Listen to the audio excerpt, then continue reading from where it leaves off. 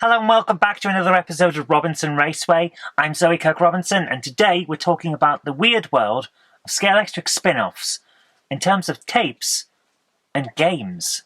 Racing fire, hear the thunder roll. So here's the first one. I found this when Jen and I went down to Hornby to look in the Wonderland, as they call it. And there's not a huge amount of Scalextric there that was on display, but some of the retro stuff that was there included an audio cassette, something I'd never seen. I didn't have this as a kid. I don't know anyone who did. But there was an audio cassette produced in the 80s, about 88, 89, that on one side has sounds from Brands Hatch, racing days at Brands Hatch.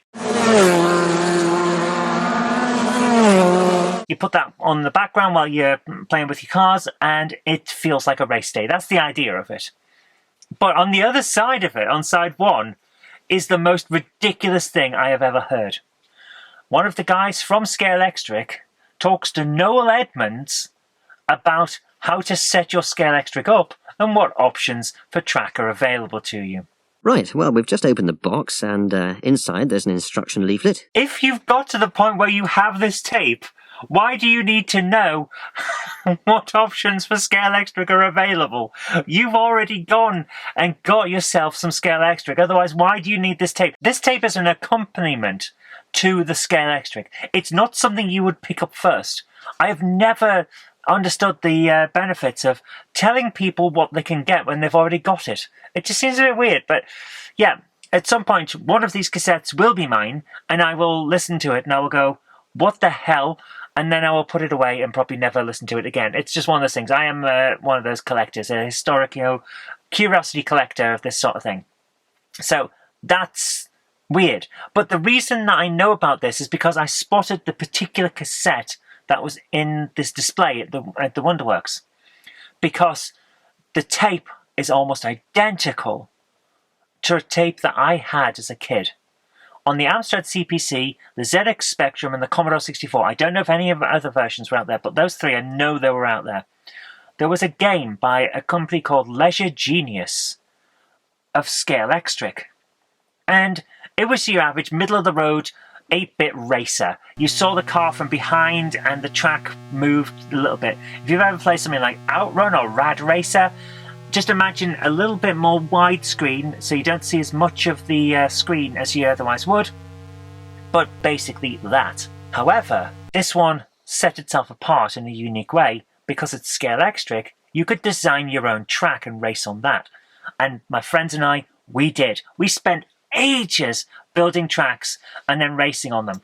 At the time, this middle-of-the-road racer that these days you would overlook because it looks like everything else and plays average, it stood out because, well, the track that I built in my own Scalextric with my own track, we played that on the computer as well as on the main thing. So that was like, oh, we're playing a real place. Or we built Brands Hatch or something because I had this book of layouts that you could make for Scalextric. So we went through all of them. We played on Silverstone, Brands Hatch, you name it, we played it, or at least the versions of it that we could fit into the very, very limited range that you could build. There's a thing with this game, and it always annoyed me.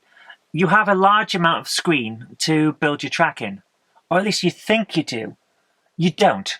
You have a small portion within the large part of the screen that's set aside for the track to actually fit your track in, and it's very easy to go out of bounds and therefore not be able to put a corner in and stuff like that, and it's so annoying.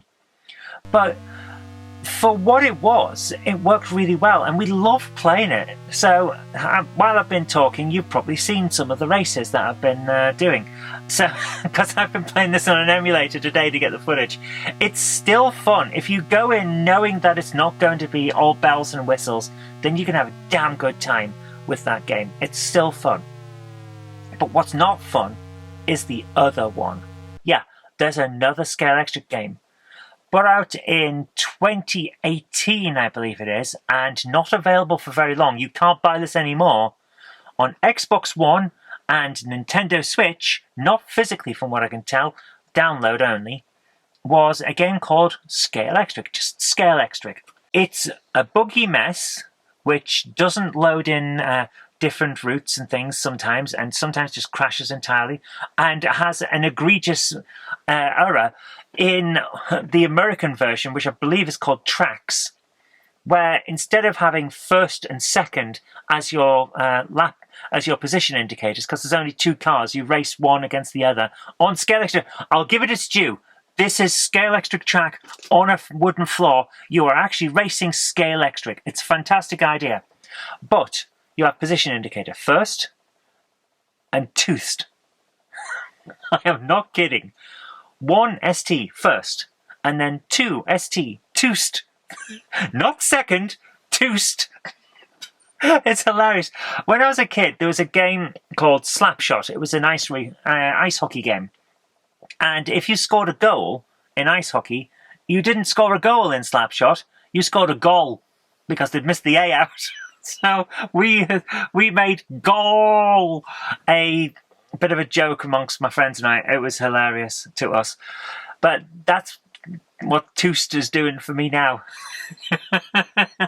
So yeah, you can't get this game anymore. It got pulled because it's crap. Which is a shame, because if I'd known about it back then, I'd have bought a copy and I would have laughed and laughed and laughed. And we'd have been playing it on the Game Hammer live streams. I do live streams on my other channel, Game Hammer, Monday to Friday. And we have so much fun playing really bad games.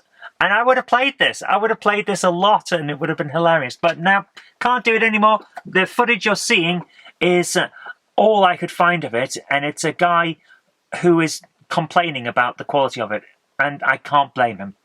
It's bad. But the one that was in the 80s was fun. It was limited, yes, but it did what it needed to, and it was good. So it's a bit of a weird situation having these odd spin-offs. But here's the other thing.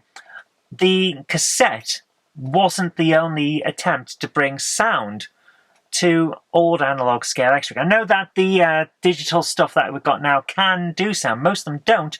But there is an option for sound because it's written on the back of the boxes on the list of icons to tell you what cars can do if they're digitized.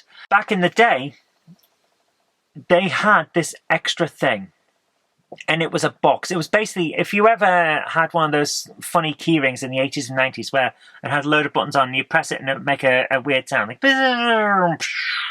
stuff like that. Well, that's essentially what this box is, only a bit louder.